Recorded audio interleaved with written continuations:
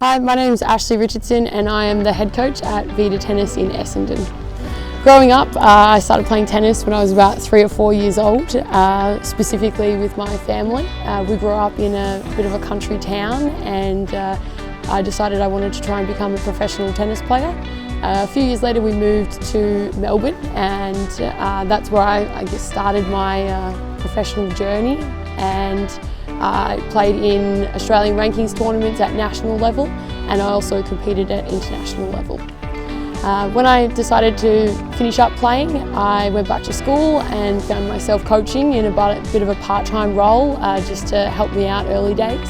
And eventually I just fell in love and had a lot of passion for coaching and decided to try and become a full-time professional tennis coach.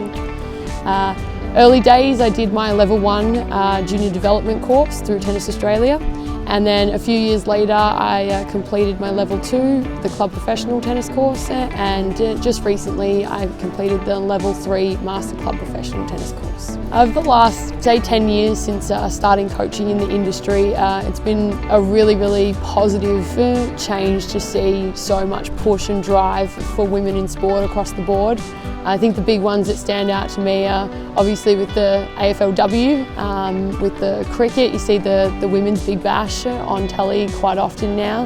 And I think obviously for me being in the tennis industry, the best push and drive that I've seen has been through Tennis Australia's opportunities. They've had so many in the last 10 years or so. More specifically, ones that have impacted me are the women's tennis. I feel like I was pretty lucky. There always seem to be plenty of opportunities across the board in my sport for girls and boys equally. But then obviously getting into the coaching industry, it was really interesting to notice the, I guess, lack of female tennis coaches across the board and mentors and role models. A lot of mine myself were males, so it's been really great to see over the last, say, maybe 5-6 years, the massive push and drive for the AFLW, obviously all over the TV, and some really amazing role models. The Big Bash, the cricket, getting a lot more airtime on TV, which is awesome as well. And even just as recent as the Matildas getting equal pay in the soccer just this week, which is obviously going to really help improve the opportunities for women who want to play that sport long term as a full-time career. Probably the biggest ones that have impacted me in the tennis industry are really positive. We've had a lot of opportunities through some scholarships. The President's Women in Tennis scholarships have definitely helped me get into and help finance some of the courses that I've done recently. But also just the opportunities and grants that we've had to run more female-specific programs. I myself ran one just last term. We ran a girls-only program that was also only to be run by female coaches. And it's just a really good opportunity for people like myself to show other females in our industry that there are opportunities to continue playing the sport at whatever level that you want, but also further from that, if you do want to become a coach in this industry, it is possible.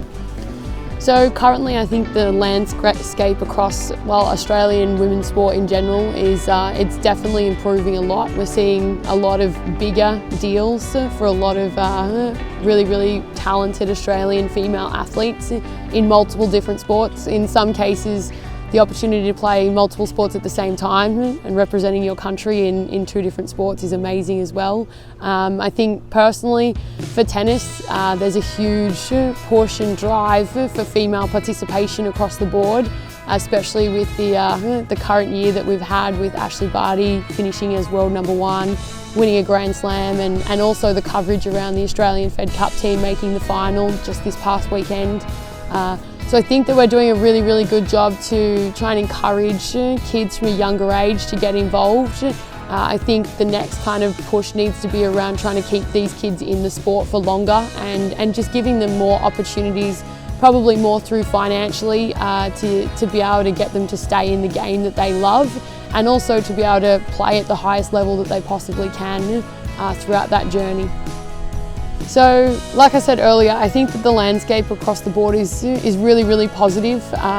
You see a lot of growth in a lot of areas. Again, specifically in my area of tennis, the participation numbers are really, really improving, which means that obviously long term, the more people that we have starting at an earlier age, the more chance that they have of becoming the best tennis player possible at any level. I think speaking from a broader term, I feel like, again, the push is really, really positive, but there's still a lot of fight back. And I think that the less that we have that and the more that we can educate coaches, parents, spectators, everyone involved on the importance of building women in sport and every sport, not just one, really building every single one to be as big and give as many opportunities to as many girls as possible. I think that's going to help with going forward, because then it's going to create obviously more people on board, more mentors, more people understanding the why behind it. And the bigger that we can make all of those sports, I think it's really going to make sure that the opportunities continue to grow, and it's really going to give all of the girls growing up in the future just the best possible chance of being whatever they want to be. Going forward in the tennis industry, I think what I would really love to see is more female coaches, not just in assistant coaching roles, but really taking that next step to become a full-time career coach. At my current club here at Vida Tennis Essendon, we are really lucky. We've got a 50% ratio from male to female coaches. I think that really stems just from having a female coach leading the way here. Obviously we encourage male coaches as well, and everyone does their bit, but it's really, really cool to see a lot of the kids that I'm currently coaching or have coached come and join our team.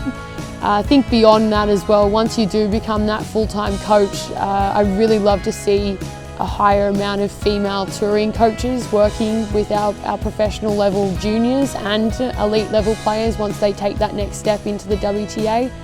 With that, if we can have a higher participation rate and a higher level of amount of kids coming together and playing, then it might give us more opportunities to create higher level performance coaches as well, and give them more opportunities to test themselves beyond the club level coaching. I think across the board we've just got to try and make sure that we keep pushing the opportunities and the education for every level player and coach.